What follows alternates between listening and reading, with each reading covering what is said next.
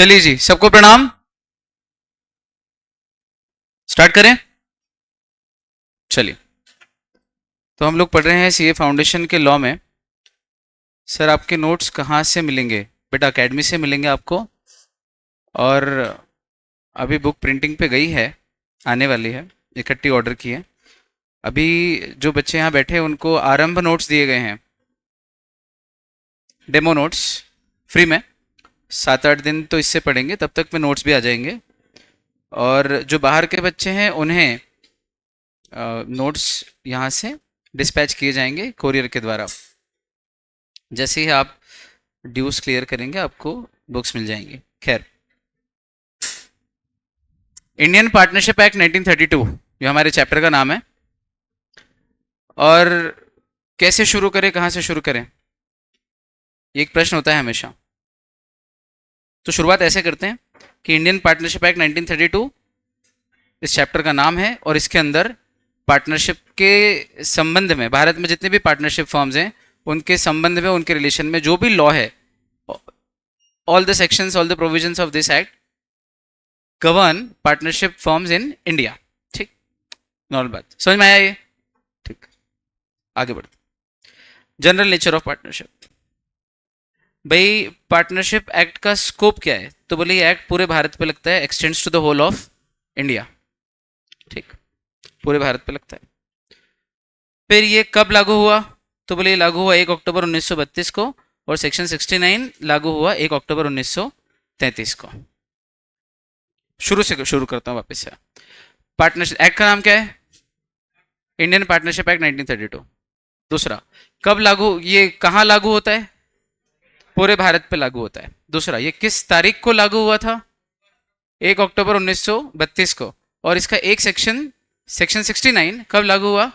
1 अक्टूबर 1933 को। अगला, वो वर्ड्स जो इस एक्ट में यूज हुए पर डिफाइन नहीं हुए हैं, पर अगर उनकी डेफिनेशन इंडियन कॉन्ट्रैक्ट एक्ट में मिल जाए तो जो डेफिनेशन वहां यूज की है वही डेफिनेशन यहां पे भी लगा लेनी चाहिए। ठीक, सुनो ध्यान से। मेरे को कर लेने दो, है ना, फिर मैं बाद में इसके बाद एक मस्ती करूंगा आपके साथ। इतना कर लेने दो पहले। वो वर्ड्स, बोलो, वो वर्ड्स जो इस एक्ट में यूज हुए हैं, इस एक्ट का नाम क्या है? हाँ, तो वो वर्ड्स जो इस एक्ट में यूज हुए हैं पर इस एक्ट में डिफाइन नहीं हुए हैं, लेकिन इंडियन कॉन्ट्रैक्ट एक्ट में डिफाइंड है, तो उनका मीनिंग वहीं से ले लेना चाहिए। आ गया समझ में? आसान है ना? तो कितनी चीजें बताई अभी आने के बाद मैंने आपको? 4। एक्ट का नाम, कहाँ लागू होता है, कब लागू हुआ, इसका एक सेक्शन कब लागू हुआ, और अगला, इस एक्ट में कुछ वर्ड्स यूज हुए हैं और अगर डिफाइन नहीं हुए हो, लेकिन उन वर्ड्स की डेफिनेशन अगर इंडियन कॉन्ट्रैक्ट एक्ट में मिल जाए तो वो डेफिनेशन वहां से उठा के यहाँ उसका अर्थ लगा लेना चाहिए। ये थी भारत की 999 कोचिंग क्लासेस की पढ़ाने की स्ट्रेटजी, जो आपको अच्छी लगी, समझ में आया, मजा आया, हाँ अच्छा तो पढ़ाया। अब मैं मेरे तरीके से पढ़ाना चालू करता हूँ। समझ में आया? बोलो, पढ़ाऊँ क्या मेरे तरीके से? ये फुद्दू है, ये पढ़ा है, ये 4 मिनट में हो गया, 3 मिनट में हो गया। अब मैं पूरा लेक्चर लूंगा इतने ही पढ़ाने में। बोलो मंजूर हो तो बोलो। ये था 999 कोचिंग। मान लो, अज्यूम करते हैं 1000 कोचिंग क्लास है भारत में सीए की, तो 999 क्लासेस में ऐसा पढ़ाया जाता है, अच्छा पढ़ाया जाता है, बच्चे को समझ में आता है। लेकिन जादू किसको बोलते हैं वो चालू करता हूं, बोलो तो करूं? करूं स्टार्ट? चल, तो एक्ट का नाम क्या? Indian partnership act. नहीं नहीं, प्रश्न करना चालू करेगा यहां से बच्चा। The purpose of education is to make the child inquisitive. Question पे क्वेश्चन, क्वेश्चन पे क्वेश्चन दिमाग में आने लग जाए तो समझो एजुकेशन रियल में स्टार्ट हुई। ये जो अभी मैंने आपको पढ़ाने का तरीके से पढ़ाया था ना, 999 तरीका, इसको 999 तरीका बोलेंगे अपन। इस 999 तरीके में सिर्फ पासिंग ऑफ इन्फॉर्मेशन या एक्सचेंज ऑफ इन्फॉर्मेशन है। ये लिखा है मैंने, इंग्लिश का हिंदी में ट्रांसलेशन किया, आपको हल्का सा समझा दिया, आपको समझ में आ गया। कल कहा था ना, समझ में आ गया, इसको पढ़ाना नहीं बोलते हैं। बराबर, चालू करता हूं। Indian partnership act, Indian contract act, बराबर, दो नाम। और नाम लूं, सेल ऑफ गुड्स एक्ट, और नाम लूं, फॉरेन एक्सचेंज मैनेजमेंट एक्ट, और नाम लूं, इंडियन एविडेंस एक्ट, और नाम लूं, इंफॉर्मेशन टेक्नोलॉजी एक्ट, और नाम लूं, लिमिटेड लाइबिलिटी पार्टनरशिप, और कंपनीज एक्ट। एक काम करते हैं, ये सारा नाम लिखता हूं, अब पढ़ाई करेंगे यहां से। 3 अलग अलग कलर में लिखेंगे। Indian partnership act, Indian contract act, Indian evidence act. 1932, 1870, 1872। चलिए,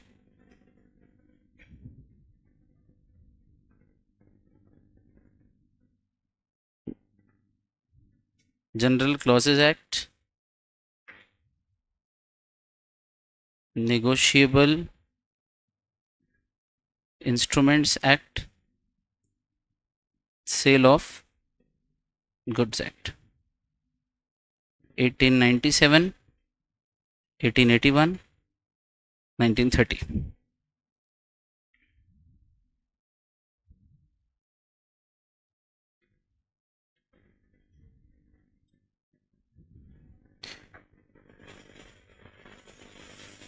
कंपनीज एक्ट, एलएलपी एक्ट और फॉरेन एक्सचेंज मैनेजमेंट एक्ट।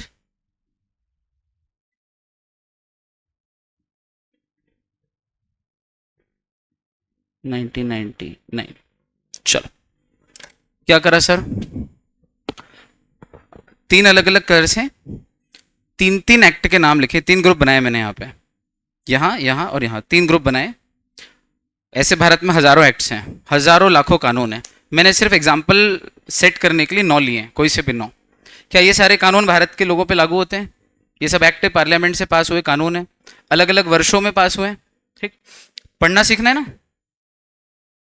तो सोचना चालू करना पड़ेगा, है ना, क्रिटिकल थिंकिंग। अब आप यहाँ पे पैटर्न ड्रॉ करके बताओ कि एक पैटर्न ड्रॉ हो रहा है क्या?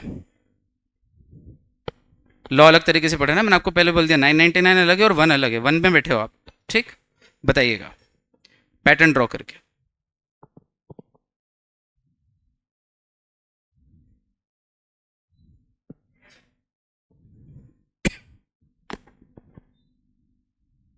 आसान है, करो, कोशिश करो, आ जाएगा। बहुत बढ़िया, बहुत सही।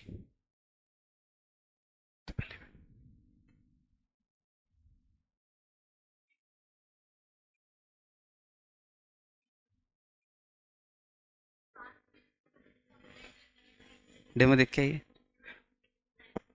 क्योंकि ये मेरे अलावा कोई बता ही नहीं सकता है, और ये देख रखा है पक्का पक्का। कोई बात नहीं कृष्णा, गुड, वेरी गुड, बहुत बढ़िया।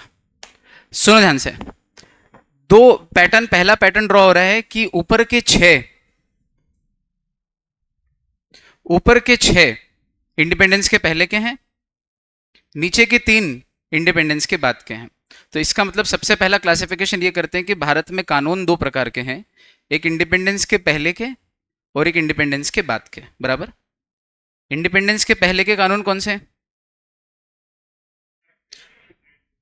1947 के पहले वाले, ऐसा बोलो ना। इंडिपेंडेंस के पहले के कानून कौन से हैं? 1947 के पहले के जितने भी कानून है, अगर उसके ईयर में अंत में 1947 के पहले का कुछ आ रहा है, वो सारे प्री इंडिपेंडेंस हैं। इनफैक्ट 1947 में भी अगर 15 अगस्त 1947 के पहले का है, जनवरी 1947 का, तो वो भी वो प्री इंडिपेंडेंस ही है। तो 1947 मोटा मोटा उसके पहले के सारे प्री इंडिपेंडेंस है, और उसके बाद के जितने भी हैं वो पोस्ट इंडिपेंडेंस है। चलो, ये पहला पैटर्न ड्रॉ हुआ। दूसरा ये ड्रॉ हो रहा है कि इंडिपेंडेंस के पहले के कुछ कानूनों में इंडियन लिखा है और कुछ कानूनों में इंडियन नहीं लिखा है। दिख रहा है आपको? ये चेक कर लो कि ये सारे प्री इंडिपेंडेंस हैं या नहीं। 1932, 1872, 1872, 1897, 1881 और 1930, क्या ये सारे के सारे 1947 के पहले के? पर इनमें एक इनकंसिस्टेंसी है। क्या? अगर ये सारे के सारे ही प्री इंडिपेंडेंस हैं, तो फिर ये एक जैसे क्यों नहीं है? सब में इंडियन क्यों नहीं है?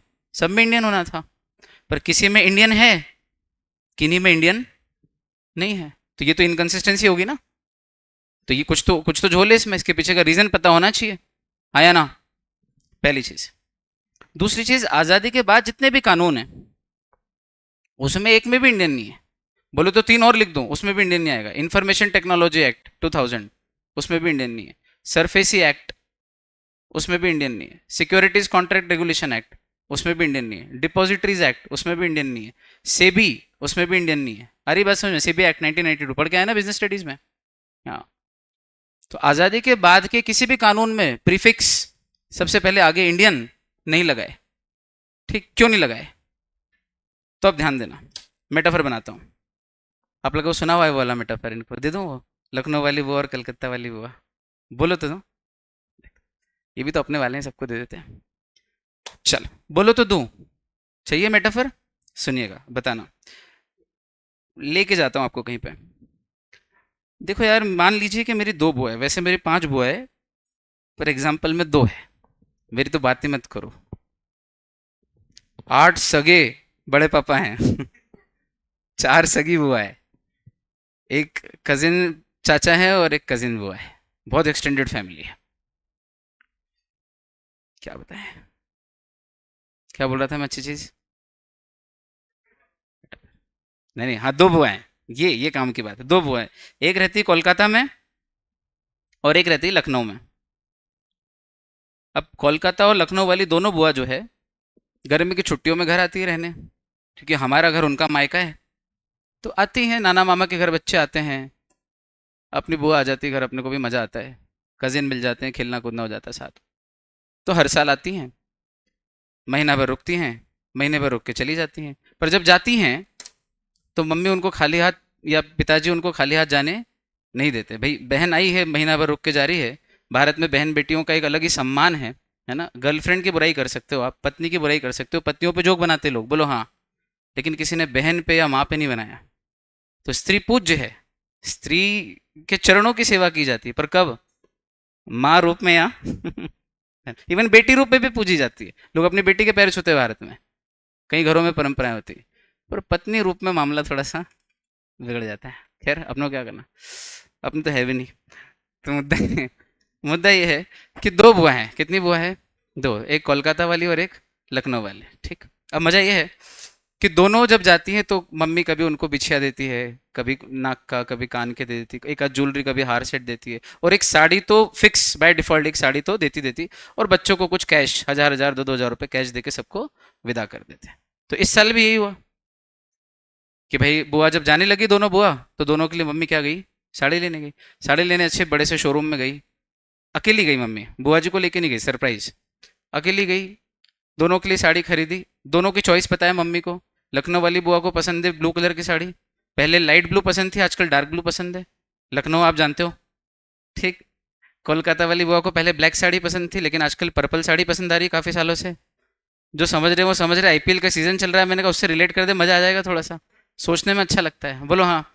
तो लखनऊ वाली बुआ की साड़ी की फेवरेट कलर क्या है? Dark blue. और कोलकाता वाली बुआ का पर्पल।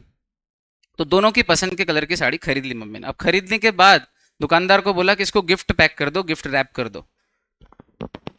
बोले कर देते हैं। बोले अलग अलग कलर में करना, इसी कलर में हो जाए तो बढ़िया है, पर्पल और ब्लू। बोले सर ऐसा, मैम ऐसा तो कोई कलर नहीं है, हमारे पास एक ही रैप का कलर है, सिल्वर, आगे पीछे सिल्वर ही है दोनों तरफ उसमें, तो सिल्वर कलर के रैप में रैप कर देते हैं। हमने कहा चलो ठीक है, सिल्वर कलर की दोनों साड़ियाँ पैक कर दो, पर एक काम करो, पहले ये लखनऊ वाली बुआ की साड़ी पैक करो, पर्पल को अभी खुली रहने दो पन्नी में, और पैक करने के बाद उसके ऊपर एक स्टिकर चिपका दो, गिफ्ट वाला स्टिकर जो आता है ना, वो विथ बेस्ट विशेस वाला, वो चिपका दो। और उसके बाद ये दूसरी साड़ी पैक कर दो, तो दोनों पैक हो जाएगी। दोनों सिल्वर कलर से पैक है, एक पे स्टिकर लगा, एक पे नहीं लगा, और जिस पे स्टिकर लगा है उस पे लिख देंगे लखनऊ वाली बुआ, और जो दूसरी वाली है उसके ऊपर स्टिकर चिपका के कोलकाता वाली बुआ नहीं भी लिखेंगे तो चलेगा। पूछो क्यों? 2 तो साड़ी है, एक पे लिख दे तो दूसरी वही है ना जो पहली नहीं है। यही तो रूल है दुनिया का, दूसरी वो है जो पहली नहीं है। समझती नहीं बात को, समझती नहीं हो। दूसरी साड़ी वो है जो पहली नहीं है। कहीं और पहुंच जाओ, बस वही चलता रहता है दिन भर तुम्हारे दिमाग में। तो मुद्दा ये है कि एक पे टैग लगाया, दूसरे पे टैग काहे नहीं लगाया भैया? मजाक एक तरफ, क्योंकि 2 ही तो हैं, एक मालूम है तो दूसरे को बताने की जरूरत नहीं। ध्यान से सुनना। अब हुआ ये कि दोनों साड़ी लाई, दोनों को अपनी अपनी साड़ी दे दी और दोनों को विदा कर दिया, खुशी खुशी दोनों अपने घर गई, साड़ी खोली, खुश हुई कि पसंद की साड़ी दी, कलर अच्छा लगा। अगले साल फिर हमने बुलाया गर्मी की छुट्टी पे बुआ जी को कि बुआ जी आ जाओ। तो लखनऊ वाली बुआ तो बोले मैं आ रही हूँ, कोलकाता वाली बुआ ने मना कर दिया कि मैं इस साल नहीं आ रही। हमने कहा क्यों? बोले यार मेरे बच्चे बड़े हो गए, अब गर्मी की छुट्टियां नहीं लगती, अब 12th पास हो गए, अब वो सीए फाउंडेशन की एग्जाम दे रहे हैं। वो इंदौर की एक बड़ी सी एकेडमी है, जेन्युइन ओरिजिनल, फर्स्ट कॉपी नहीं है। मजाक कर, क्या बोल रहा था मैं? हाँ, तो वहाँ से ऑनलाइन कोचिंग कर रहा है वो, मेरा बेटा कोलकाता में ही है लेकिन यहाँ से कोचिंग ले रहा है। तो मैंने कहा ठीक है। तो बोले वो दिन भर घर में बैठा रहता है कमरे में ऑनलाइन, फिर उसको खाना पीना देना, उसकी पढ़ाई लिखाई देखना, इसलिए मैं इस साल नहीं आ रही हूँ, मैं सीधे राखी पे आऊँगी 15 दिन के लिए। तो बोले मैंने मौसी से भी बात कर ली, मतलब मेरी बहन से भी बात कर ली, अभी वो आ रही है, मैं राखी पे आऊँगी। ठीक है भैया। तो इस बार कौन आई गर्मी की छुट्टियों में? एक ही बुआ आई। कौन सी? लखनऊ वाली बुआ आई। लखनऊ वाली बुआ आई, महीना भर रही, अब जाने लगी। तो मम्मी साड़ी लेने गई। साड़ी लेने गई तो मम्मी ने कहा कि भैया ये साड़ी पैक कर दो, इस बार डार्क ब्लू कलर की वापस से। तो दुकानदार ने कहा कि मैडम इस बार भी टैग लगा दूं इस पे लखनऊ वाली बुआ? बोले इस बार मत लगाओ। इस बार क्यों मत लगाओ? एक ही तो है, और साल अलग है, दोनों एक साथ नहीं आई हैं, दोनों अलग अलग आ रही हैं। ठीक। बोले फिर 4 महीने बाद जब कोलकाता वाली बुआ आएगी तब तब जरूरत पड़ेगी क्या उस पे स्टिकर लगाने की? कोलकाता वाली बुआ क्यों? वो भी एक ही आ रही है, दो अलग अलग टाइम पे आ रहे हैं ना दोनों, बराबर, इसलिए टैगिंग की जरूरत नहीं पड़ रही। बहुत सही है ना, चलने देना ऐसा। तो दोनों को बिना टैग लगा के हमने साड़ी, इनको गर्मी की छुट्टियों के बाद और उनको राखी के बाद दे दी और विदा कर दिया। अब इस पूरी कहानी में, मेटाफर में, जो मुद्दा निकल के आया है वो ये है कि जब किसी एक ही समय दो लोगों के लिए एक साथ एक ही काम किया जाता है, साड़ी लाना एक ही काम है, दो लोगों के लिए वो काम किया गया एक साथ, तो उसमें कन्फ्यूजन हो सकता है कि किसकी कौन सी और किसकी कौन सी। तो कन्फ्यूजन को दूर करने के लिए टैगिंग करना पड़ती है। पर जब काम अलग अलग समय में हो तो फिर दोनों पे टैगिंग करने की जरूरत नहीं पड़ती है। ये लॉजिक दिमाग में आया? लॉजिक अब नए तरीके से सोचो। मैं दोबारा ही बोल रहा हूँ बेटा, पूरी चीज नई सिरे से बोल रहा हूँ, चिंता मत करो। खैर, तो सुनना, जब भारत में कानून बनता था, भारत के लिए कानून बनता था, कब? आजादी के पहले। कौन बनाता था? ब्रिटिशर्स। अच्छा, तो कानून कहाँ बनते थे? ब्रिटिशर्स की पार्लियामेंट में, या ब्रिटिशर्स जहां बैठ के बनाते थे वहां बनते थे? ठीक। अच्छा, इसके पहले भारत कोई कॉन्सेप्ट था ऐसे ऐसे इस टाइप का कोई कॉन्सेप्ट था कि पूरे देश पे एक जैसा कोई इंडियन लॉ लगाना है? उसके पहले तो हमारा भारत छोटी छोटी रियासतों में बटा था। ये जूनागढ़ रियासत, ये हैदराबाद के निज़ाम, ये लखनऊ के नवाब, ये भोपाल के नवाब, इंदौर के मराठा, आप समझ रहे हो, पूरा देश छोटी छोटी रियासतों में बटा हुआ था। ठीक, वो था अखंड भारत, वो था अखंड भारत, है ना, पर रियासतों में बटा था। एक सेंट्रल कानून कोई सा भी नहीं था जो एक जगह से पूरे भारत पे लागू होता है। वो कानून देश में सिर्फ एक ही समय चला था, पूछो कब? चंद्रगुप्त मौर्य के समय।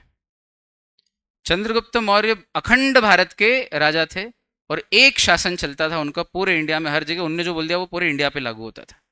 छोटे छोटे राजाओं को भी उनकी बात माननी पड़ती थी। जैसे आज केंद्र सरकार कुछ बोले तो स्टेट गवर्नमेंट्स को माननी पड़ती है ना, वैसा सेंट्रलाइज सिस्टम उस समय था। उसमें भी डेलीगेशंस थे, छोटे छोटे उनके अधीनस्थ राजा थे, पर फिर भी सेंटर में पावर था। लेकिन उसके बाद तो पूरा भारत विभाजित हो गया। फिर आपको पता है, ऊपर हिंदू कुश तक भारत था, इधर नीचे श्रीलंका भी भारत में आता था, इधर कंबोडिया, फिलीपींस और ये सारे देश ये भी भारत में आते थे, इधर भूटान ले लो, इधर म्यांमार ले लो, बर्मा जिसको बोलते हैं, ये सब भी भारत में आता था। ये पूरा पोर्शन इधर का, इधर तिब्बत तक भारत था, नेपाल भारत में था। इस तरफ जाओ तो ईरान इराक के पहले पहले का जितना पोर्शन है वो सब इंडिया था। बाकी नीचे इधर अरेबियन से आ जाता है, आगे इंडियन ओशन, तो इधर बे ऑफ बंगाल आ जाता है। ये पूरा इंडिया आपकी आंखों के सामने। अब ध्यान से सुनना, मजे की बात यह है कि इस अखंड भारत को जो पहले सेंट्रलाइज नहीं था, उसको सेंट्रलाइज करने का काम किसने किया? ब्रिटिशर्स ने, कि भाई एक कानून बनेगा जो पूरे इंडिया पे लागू होगा। लेकिन इसमें भी एक बहुत बड़ा चक्कर था, पूछो क्या? पूरा इंडिया ब्रिटिशर्स के कंट्रोल में नहीं था। गोवा नहीं था ब्रिटिशर्स के कंट्रोल में। गोवा किसके कंट्रोल में था? पोर्चुगीज। पुडुचेरी फ्रेंच। पता है आपको ये बात? पुडुचेरी नाम सुना है? पौंडीचेरी बोलते थे जिसको। किसकी कॉलोनी था वो, मतलब किसकी डोमिनियन था? फ्रेंच कॉलोनी था, है ना। तो भारत के कुछ कुछ हिस्सों में, इनफैक्ट मैंने, शायद आप लोग थे उस क्लास में तो बोला भी था, शायद मुझे याद नहीं आप लोग थे या नहीं थे, हमारा जो राष्ट्रगान है उसके अंदर जिन जिन एरियाज के नाम लिए गए हैं मुख्य रूप से पहले स्टैंजा में, वो सारे वही हैं जो ब्रिटिश कंट्रोल में थे। पंजाब, सिंध, गुजरात। मैं राष्ट्रगान नहीं गा रहा हूँ, आपको सिर्फ नाम लेके बता रहा हूँ, खड़े होने की जरूरत नहीं। पंजाब सिंध गुजरात मराठा द्राविड़ उत्कल बंग विंध्य हिमाचल यमुना गंगा उच्छल जलधि तरंग। पंजाब, अब ऊपर से उठाना, पंजाब सिंध, पंजाब सिंध मतलब पाकिस्तान भी आ गया, अफगानिस्तान का वो एरिया भी आ गया, पूरा बलूचिस्तान वगैरह सब आ गया, जहाँ जहाँ तक ब्रिटिश थे। पंजाब सिंध गुजरात, फिर इधर आ जाओ, गुजरात पूरा ब्रिटिशर्स के रेन में था। मराठा, पूरा मराठा, महाराष्ट्र। द्राविड़, द्राविड़ मतलब नीचे साउथ के चारों स्टेट्स, कौन से चार?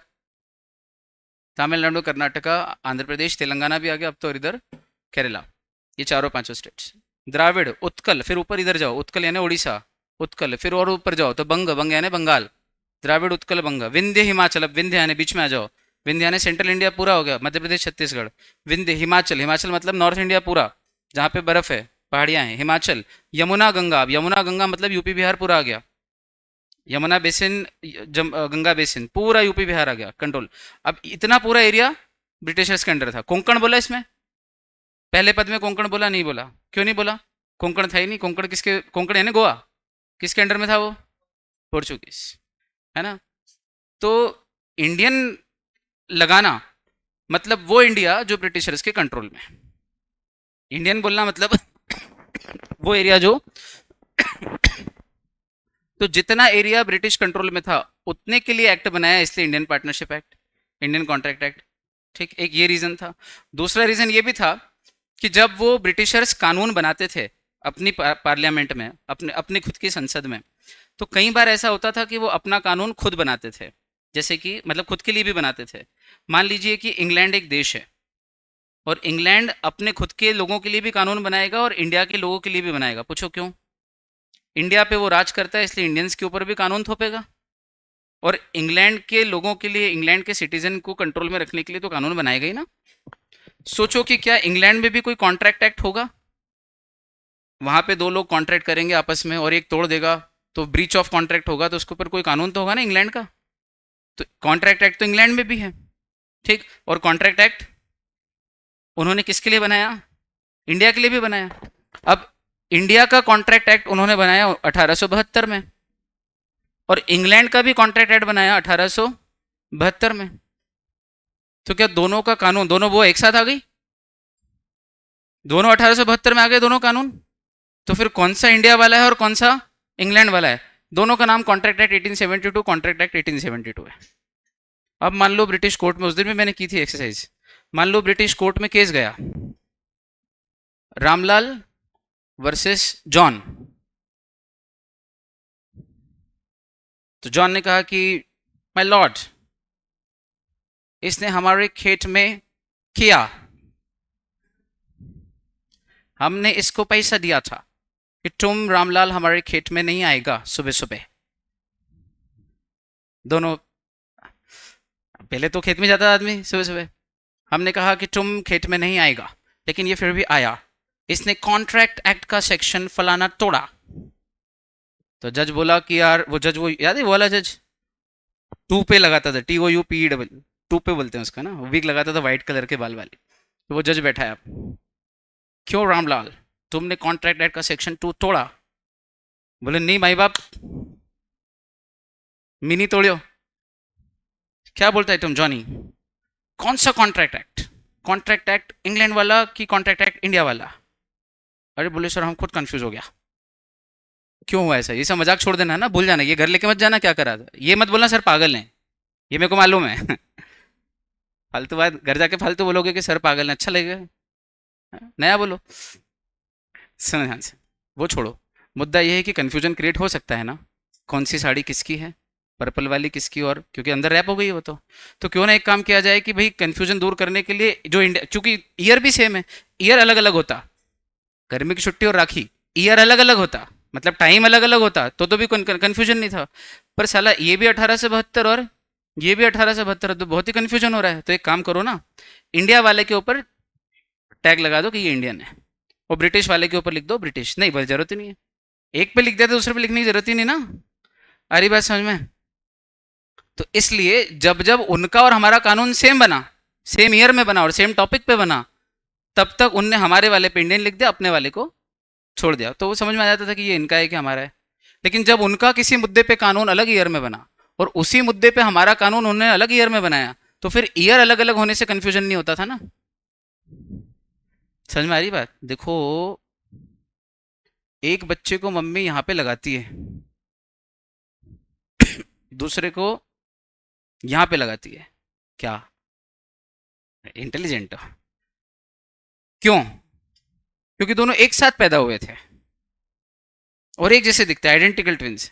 तो कंफ्यूजन दूर करने के लिए बड़े वाले को यहाँ लगाती, छोटे वाले को यहाँ लगाती। पर अगर उनमें 2 साल का अंतर हो तो, और दिखते भी अलग अलग हो तो कोई प्रॉब्लम नहीं, कहीं भी लगा दो। दोनों को यहाँ लगा दो तो भी कोई दिक्कत नहीं है। अरे बात समझ में आ रही है? इसका मतलब जहां प्रॉब्लम क्रिएट होती है वहां पे सॉल्यूशन निकाले जाते हैं। अब मान लो अंग्रेजों का सेल ऑफ गुड्स बना था 1925 में, सेल ऑफ गुड्स एक्ट 1925 में बना, और इंडिया वालों का सेल ऑफ गुड्स एक्ट बना 1930 में। तो क्या ब्रिटिश कोर्ट में कंफ्यूजन हो सकता था कि कौन से वाले सेल ऑफ गुड्स एक्ट की बात कर रहे हो? तुम इंडियन वाले सेल ऑफ गुड्स एक्ट की बात कर रहे हो कि British British sale of goods act की बात कर रहे हो? कंफ्यूजन का स्कोप था? नहीं था। कारण ईयर से मालूम पड़ जाए ना, 1930 मतलब इंडिया वाले की बात चल रही। आ रही बात समझ में? तो किसी किसी लॉ में इंडियन है आज़ादी के पहले के, लेकिन किसी किसी लॉ में इंडियन नहीं है। कारण समझ में आया? मेटाफर से रिलेट हुआ? ठीक। लेकिन आज़ादी के बाद की तो किसी भी कानून में इंडियन नहीं लिखा। पूछो क्यों? इंडिया के लिए, इंडिया में इंडिया के लोगों ने बनाया, for the Indians, by the Indians and to the Indians. सब कुछ ही इंडिया का है, तो उसमें इंडिया लिखने की क्या जरूरत है? मैं मेरे बच्चे को जब घर में आवाज दूंगा, वैसे है नहीं कोई, सुनो, मान लो मेरा कोई बेटा है, उसका नाम है, आपका बेटा, आपका नाम क्या है? डी, दान्य? क्या बात कर, गुड नेम। DAANYA, आखिरी का ए नहीं है? तो आप तो बहुत बड़े दानी हो, आपको देना पड़ेगा बहुत सारा दान। कोई बात। अच्छा हुआ मतलब डैनी हो जाता यार। डैनी हो जाता तो आपको देख के हम कुछ और ही सोचते। हमारी कॉलोनी में भी एक डैनी है। गलत हो जाएगा। भाई हमारा, फीस भर दी? फिर ठीक है। अभी अब कल चला जाएगा, पता पता चला कहीं और गड़बड़ हो जाएगी। मजाक कर रहे हैं। दान्य। अब दान्य का बेटा है मान लो दानी। तो दान्य ने अपने बेटे, सरनेम क्या लगाते हो दान्य? जैन लगाते हो? अच्छा। और कोई है जिसका सरनेम है? सर मजाक उड़ा रहे हो आप? खुद जैन हो के वो भी मजाक कर रहे हैं। कभी कभी किसी को सुना? आपका नाम क्या है? रुचि हिंदू लिखते हो आप? रुचि हिंदू क्यों नहीं लिखते हिंदू? प्रजापति सरनेम है ना यार, सरनेम। मैं भी जैन हूँ, तो जैन नहीं लिखता आगे। भाई मेरा सरनेम है, गोत्र है यार। गोत्र क्या है? बड़जात्या। सुना होगा आपने ये वाला सरनेम, बहुत बार सुना होगा। सुना नहीं सुना बड़जात्या कभी इसके पहले? अब सुना? हाँ। हम आपके कौन देखी? हम साथ साथ हैं देखी? तो बस पिक्चर देखे आपने, क्रेडिट्स तो देखे ही नहीं। हाँ। क्या बोल रहा था मैं? अच्छी चीज, ये तो मजाक की बात है, दिल पे मत लेना बिल्कुल। तो आपको ले लेते हैं एग्जाम्पल। आपका नाम क्या है? रुचि। रुचि प्रजापत। चेंज कर रहे हैं हम, रुचि प्रजापत। रुचि प्रजापत की बिटिया का नाम है सुरुचि प्रजापत। छोटी बच्ची है इसलिए। सुनो ध्यान से, छोटी बच्ची है ना, क्या करेगी? बड़ी हुई 8 साल 10 साल की, रुचि ने आवाज लगाई, सुरुचि प्रजापत इधर आओ। क्या लगता है ऐसा बोलेगी? घर के घर में ही आवाज लगा रही है, सुरुचि प्रजापत इधर आओ। क्यों नहीं बोलेगी ऐसा?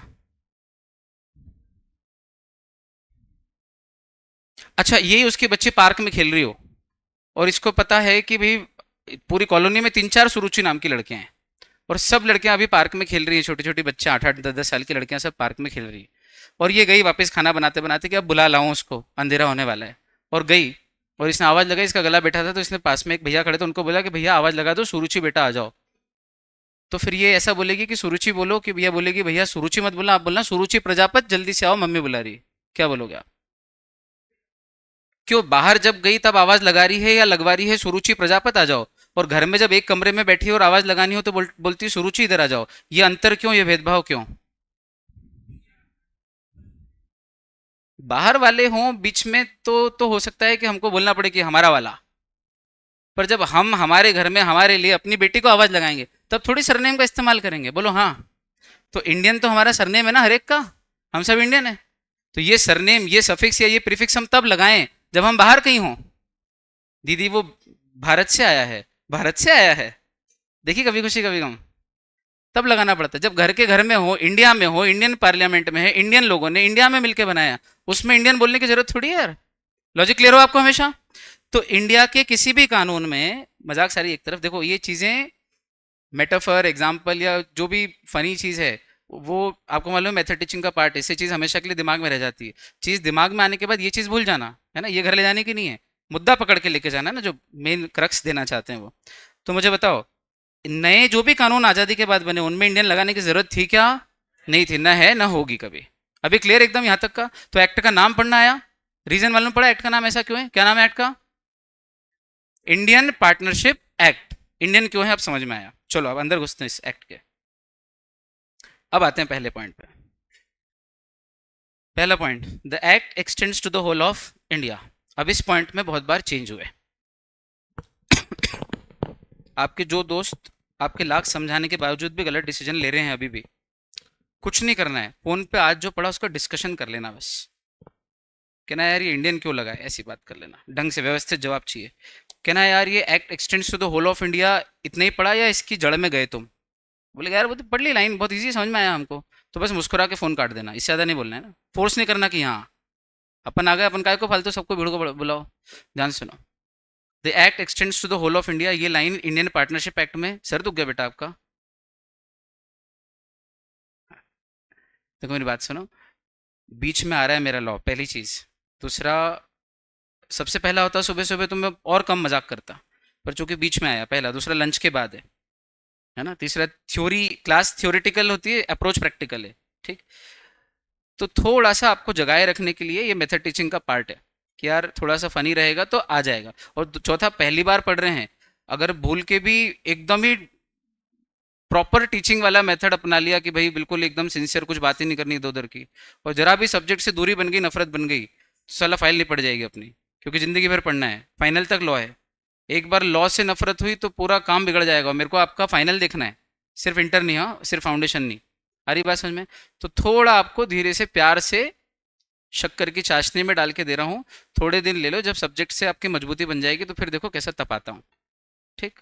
वो भी करूंगा, पर अभी चलने दो, जैसे मैं कर रहा हूँ मेरे हाथ में, मुझे देना सारे सूत्र। वापस सुनो, लाइन ये है कि जब ये एक्ट, ये लाइन पहली बार इस एक्ट में डाली गई थी 1932 में जब बनाया था, ठीक। तब क्या लिखा था इसमें? The act extends to the whole of India. और तब इंडिया का अर्थ क्या होता था? ब्रिटिश इंडिया, जहां जहां ब्रिटिशर्स का राज है, ऑब्वियसली। एक बात, फिर जब ब्रिटिशर्स अलग हुए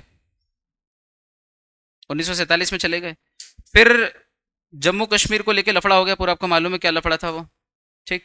1950 में संविधान बना, उसके बाद जम्मू कश्मीर का लफड़ा बहुत सालों तक यूनाइटेड नेशंस में रहा। कौन लेके गए यूनाइटेड नेशंस इसमें, इस मुद्दे को? बहुत बढ़िया, बोल बेटा, सही बोल, जवाहरलाल नेहरू। जरूरत ही नहीं थी ले जाने की वहाँ, हमारा इंटरनल मैटर था, हम वहीं निपट सुलझ लेते और तब का तभी कैप्चर कर लेते। भारत ज़्यादा पावरफुल था, पाकिस्तान तो बोरोड मनी से बना था वैसे भी, हमसे जमीन का टुकड़ा उधार लेके और हमसे पैसे 65 करोड़ उधार लेके। पिक्चर देखी सबने गदर, बोलो हाँ। तो पाकिस्तान के पास पावर थोड़ी था, पावर हमारे पास था, पर हमने उस पावर को हाथ से जाने दिया। तो जम्मू कश्मीर एक क्या बन गई? हाँ मैं स्क्रीन पे रहता हूँ, सॉरी बेटा। चलिए सर, आप कौन सा चैप्टर पढ़ा रहे हो, किधर का पढ़ा रहे हो? ऐसे आज सुबह से सिलेबस में से कुछ पढ़ा रहे नहीं हो? किसी ने भेजा है क्या? ये क्या पढ़ा रहे हैं दादा? इंडियन पार्टनरशिप एक्ट की बारीकियां बता रहा हूँ ना आपको, एक्ट के नाम की चीरफाड़ कर रहे हैं। उसके बाद ये जो लाइन है, पहली लाइन, इसकी चीरफाड़ कर रहे हैं, डेप्थ में जा रहे हैं। ये कोर्स है अपने सिलेबस में दादा। कौन है, कौन है ये लोग, कहाँ से आते हैं? सर, उसके बाद जब कश्मीर का मामला, फिर मैंने बोला था कोचिंग बदल लेना, अगर आपको लगे कि जितना लिखा उतना पढ़ाओ और पास कराओ। कल बोला था कि नहीं बोला था? निडर होके, ऐसा बोलने के लिए ताकत चाहिए ना आपको कि चले जाओ, नहीं पढ़ना है तो मत पढ़ना। ऐसे ही पढ़ाएंगे और ये तुम्हारे लिए सही है। छोटा बच्चा आपके साथ मेडिकल की दुकान पे जाए और वो रेड पॉइजन की दवा देख के बोले मेरे को ये चाहिए, रोने लग जाए, तो वो रो रहा है और उसकी जिद है और उसको चाहिए, इसलिए दिलाना चाहिए? कि आप समझते हो कि उसके लिए क्या सही है वो दिलाना चाहिए। समझदार आदमी को विचार करके जो योग्य है वो देना चाहिए, जो मांगे वो दे देना चाहिए। तो कौन डिसाइड करेगा आप इस क्लास के अंदर के आपके लिए क्या सही है ना? तो मेरे को छोड़ना ना, मेरे हाथ में देना। वो जो पढ़ा रहा हूँ सब कोर्स का है, आप चिंता ही मत करना, सब काम आने वाला है, ध्यान देना। तो 1950 में संविधान बना, उसके बाद कश्मीर को स्पेशल स्टेटस मिला, 370 आर्टिकल आया, 35A आया। जम्मू कश्मीर के ऊपर भारत की संसद के नियम लागू नहीं हो रहे थे, है ना, बहुत सारे। उनकी खुद की जो वहाँ की संसद या यूँ कहो विधानसभा है, वो जो कानून बनाती थी वही लागू होते थे। ये पूरा चक्कर चल रहा था। लेकिन 2019 में एक आदमी, छोटी हाइट वाला, मोटा सा, मेरी तरफ मत देखो, सुनो, एक और है, वो खड़ा हुआ संसद के पटल पे, याद है? नाम बोलो। अमित शाह, गृह मंत्री देश के। और छाती ठोक के बोले कि भैया 5 अगस्त 2019 अब नहीं चलेगा ये, जान क्या बात कर रहे हो, जान दे देंगे। याद है? मीम बने इस पे, जान दे देंगे। तो भाई ने उस दिन खत्म करा। उसके बाद अगस्त में बना, अक्टूबर तक वो नोटिफाई हो गया, 370 और 35A एब्रोगेट हो गया, मतलब निरस्त हो गया, रद्द हो गया भारत से। और आज हमारे देश के जितने भी कानून हैं, including constitution and other laws, सारे के सारे जम्मू एंड कश्मीर के ऊपर लागू। तो 1932 में जब ये कानून बना था तब जम्मू एंड कश्मीर पे लागू था। पूछो क्यों? क्योंकि जम्मू एंड कश्मीर का स्पेशल स्टेटस ही नहीं था ना, क्योंकि कॉन्स्टिट्यूशन ही नहीं था, ब्रिटिश रूल में आता था वो, तो तब ये लागू होता था। फिर जब स्पेशल स्टेटस मिला तो फिर वापस इस एक्ट में अमेंडमेंट आया और लिखा था the act extends to the whole of India except the state of Jammu and Kashmir. मैंने खुद ने पढ़ाई ये लाइन, बहुत सालों तक दिल दुखता था। 2019 के पहले पहले तो मैं यही पढ़ाता था ना बच्चों को, पार्टनरशिप एक्ट के समय, क्या? The act extends to the whole of India except the state of. फिर उसके बाद जब ये वापस से तीसरी बार चेंज आया कि now it again extends to the whole of India, तो फिर वापस हम वहीं पहुंच गए जहां पहले थे, the act extends to the whole of India. अब मजा आया ना इस पॉइंट पे? आया ना? 2। और तीसरा, इसके बाद एक और क्लास है क्या? 2 और।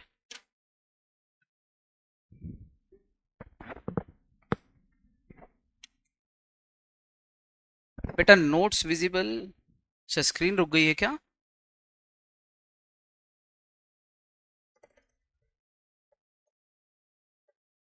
ऑनलाइन में कुछ प्रॉब्लम है, मैं बोलता हूँ, वो इसको स्क्रीन फ्रोज हो गई। Okay, 2 minute. हाँ,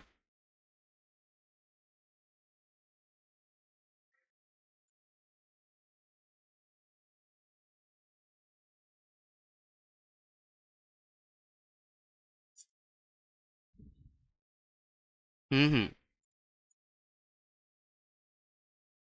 चलो अभी आप सुन लो, मैं बोलता हूँ आईटी टीम को, वो करेंगे इस इशू को सॉल्व।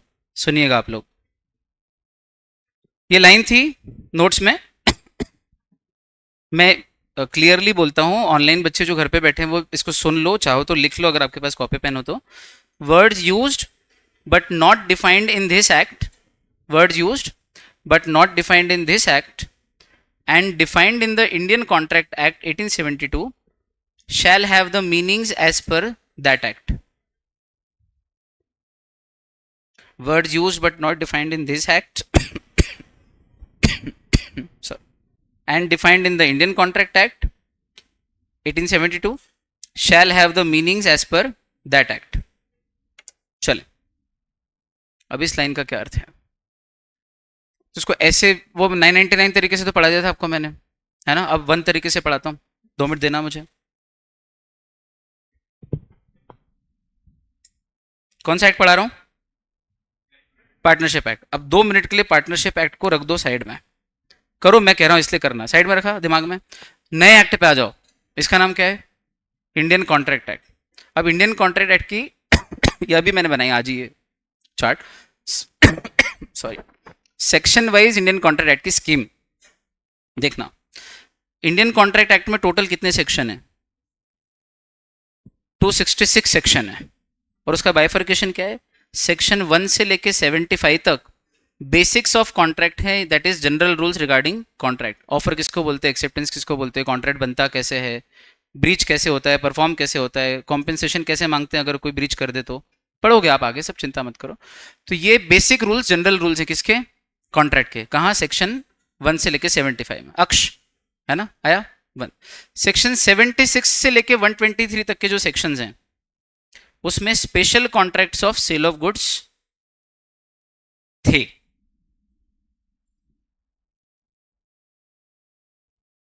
हैं, थे मीन्स अब नहीं है, ये वाले सेक्शन में अब कुछ भी नहीं है, खाली हो गए। फिर सेक्शन 124 से लेके 238 में फिर स्पेशल कॉन्ट्रैक्ट्स ऑफ इंडेमनिटी, नाम सुन के घबराना मत, सब पढ़ेंगे अपन, बहुत आसान है। इंडेमनिटी, गारंटी, बेलमेंट, प्लेज और एजेंसी, नाम लेना पांचों। इंडेमनिटी, गारंटी, बेलमेंट, प्लेज और एजेंसी, ये पांच क्या है? स्पेशल काइंड्स ऑफ कॉन्ट्रैक्ट है। मतलब contracts of indemnity, contracts of guarantee, contracts of bailment, contract of pledge और कॉन्ट्रैक्ट ऑफ एजेंसी, ये पांच स्पेशल काइंड्स ऑफ कॉन्ट्रैक्ट है।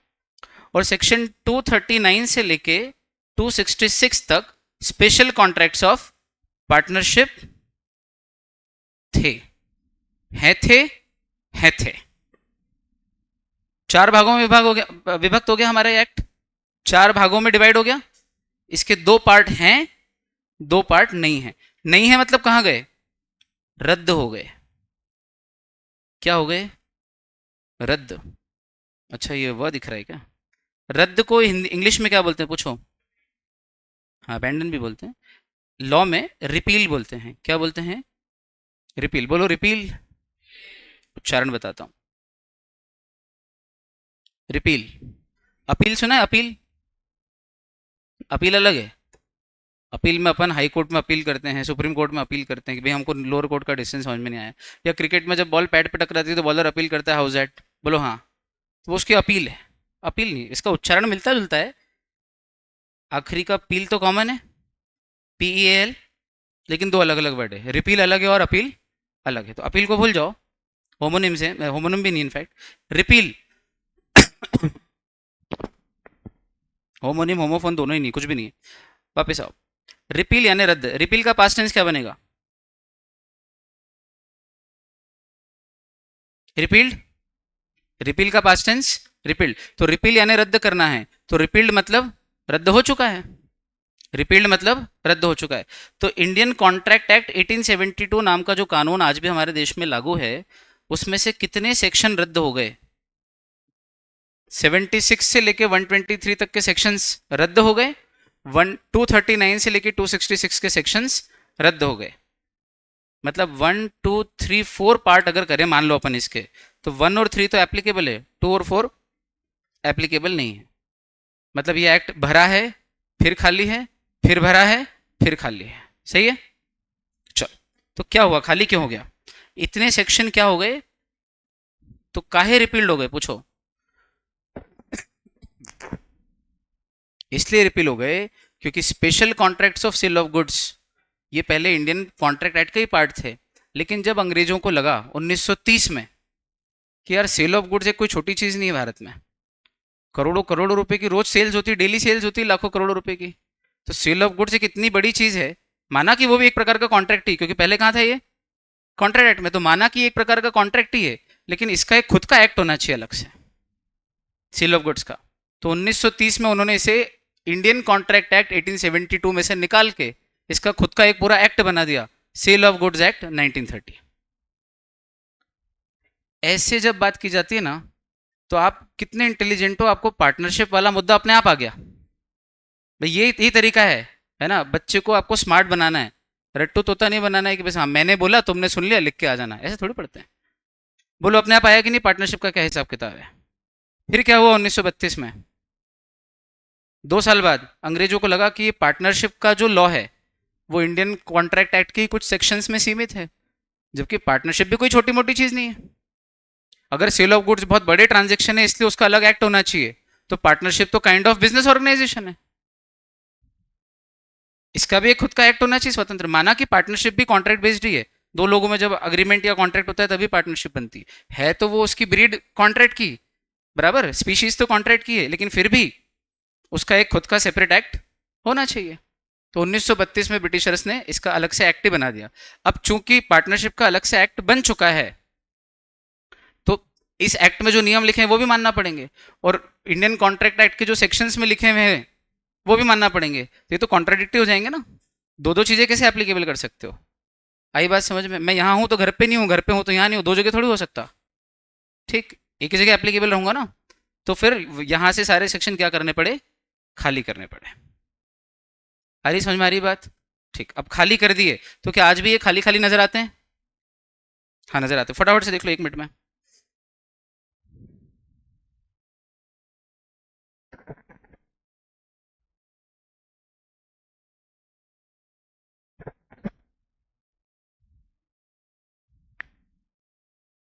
इंडियन कॉन्ट्रैक्ट एक्ट 1872 पीडीएफ आपके सामने गूगल से निकाल रहा हूँ, है ना। ये इंडिया कोड की वेबसाइट है। .nic मतलब national informatics centre, authentic website है। ये बेयर एक्ट निकाली, 1 मिनट का 2 मिनट का टाइम लगेगा बस, है ना। बेयर एक्ट निकाली, बेयर एक्ट मीन्स जो पार्लियामेंट से लॉ पास होके आया है वो प्रॉपर, उसमें किसी का इंटरप्रिटेशन नहीं है, कोई टीचर के नोट्स नहीं, प्रॉपर पार्लियामेंट का डॉक्यूमेंट है। देखना जरा इस डॉक्यूमेंट को, क्या इसके अंदर लिस्ट ऑफ सेक्शन है, सेक्शन 1 सेक्शन 2 सेक्शन 3 लाइन्स है, और उसके आगे उसका डिटेल लिखी कि उस सेक्शन के अंदर क्या है। ये एक इंडेक्स है, फिर जब प्रॉपर पढ़ेंगे तो अंदर बहुत सारा मटेरियल मिलेगा। अपन तो सिर्फ इंडेक्स ही देख लेते हैं, एक बार फटाफट से देखना। कहाँ से स्टार्ट कर रहा हूँ, सेक्शन 1 से। एक्ट का नाम बोलो, कॉन्ट्रैक्ट एक्ट की बात कर रहे हैं। 1 से लेके कहाँ तक है देखते जाना, भरा भरा सा, हाँ 75 तक भरा है पूरा। फिर 76 पे आओ, क्या दिख रहा है आपको, सेल ऑफ गुड्स के सेक्शन थे यहाँ सारे। रिपील्ड, रिपील्ड में कोई प्रॉब्लम, रद्द हो गए। सेल ऑफ गुड्स के कहाँ तक, 123 तक। फिर 124 के बाद चालू हो गया वापस से, indemnity, guarantee, bailment, pledge, agency, बराबर 238 तक। और 239 से फिर कॉन्ट्रैक्ट्स ऑफ पार्टनरशिप, 239 से लेके 266 तक। प्रूवन सब। 1 मिनट सर बस छोड़ रहा हूं, है ना। आया समझ में, आया क्या बोल रहा हूं। इसका मतलब इंडियन पार्टनरशिप एक्ट कहां से निकला, कॉन्ट्रैक्ट से निकला। In fact sale of goods act भी कहां से निकला, इंडियन कॉन्ट्रैक्ट से। ये दोनों पहले किसका पार्ट हुआ करते थे, पहले इनका खुद का घर बसा हुआ था या ये पिता के घर में रहते थे। तो पहले भी ये जिंदा थे, अभी भी जिंदा है, पर पहले पिता के घर में जिंदा थे, अभी अपना खुद का घर संसार बसा के जिंदा है। पहले किसी और एक्ट में, इंडियन कॉन्ट्रैक्ट एक्ट में कुछ सेक्शंस में रहते थे, अब अपना खुद का एक्ट बना के रहते हैं। मेटाफर समझ में आया, ये पर्सोनिफिकेशन था। आई कि नहीं आई बात समझ में, शार्प बच्चा, हाँ बहुत सही। रुको अभी, तो इसका मतलब अगर पार्टनरशिप एक्ट वहां से निकला है तो वहां का डीएनए तो मौजूद है ना इसमें। तो कोई शब्द अगर पार्टनरशिप एक्ट में यूज हो लेकिन यहां डिफाइन नहीं हो इस एक्ट में, पर अगर उसकी डेफिनेशन वहां मिल जाए तो वहां से उठा लेना, क्योंकि है तो एक ही नस्ल के ना, एक ही परिवार के लोग हैं, एक ही डीएनए। बात समझ में आई। अब इस लाइन को देख लेना बड़े प्रेम से, और मुझे कहना कि 999 पे पढ़ाई किया आपने या 1 पे की, ईमानदारी से फीडबैक देके जाना मुंह पे सामने। ये लाइन पढ़ो पहले, word use but not defined in this act and defined in the Indian Contract Act, those words shall have the meaning as per that act. यहाँ that means Indian Contract Act. क्या बोलते हो, सही है। तो 1 की 999 करना जिंदगी भर, आगे आखिर तक। इस सेशन को जब तक आखिर तक पढ़ाऊंगा आपको, 4 महीने, जब जितना भी पढ़ाऊंगा, 1 रखूं कि 999 रखूं। 3 मिनट में हो गया था अपना, और पास होने के लिए तो हो गया था भैया। वो जो शुरू में 3 मिनट में किया था उसमें भी पास हो जाते हैं 1000 से भी ज्यादा। सुनना ध्यान से, और यहां भी होंगे, सवाल ही नहीं उसमें तो, लेकिन अंतर साफ है, आपको मालूम है क्या अंतर। बात पहुंची हो तो फिर अगली मुलाकात कल करेंगे, और ये सिर्फ आज नहीं, आखिरी दिन तक ऐसा करूंगा। इसलिए नहीं कि डेमो चल रहे हैं इसलिए बहुत जोरदार पढ़ूंगा फिर खत्म कर दूंगा। पुराने फीडबैक बहुत सारे 15 साल के, आप सीनियर से पूछना, आखिरी दिन तक इसी इंटेंसिटी से काम करेंगे। तब तक के लिए bye bye, take care and keep smiling. Thank you so much.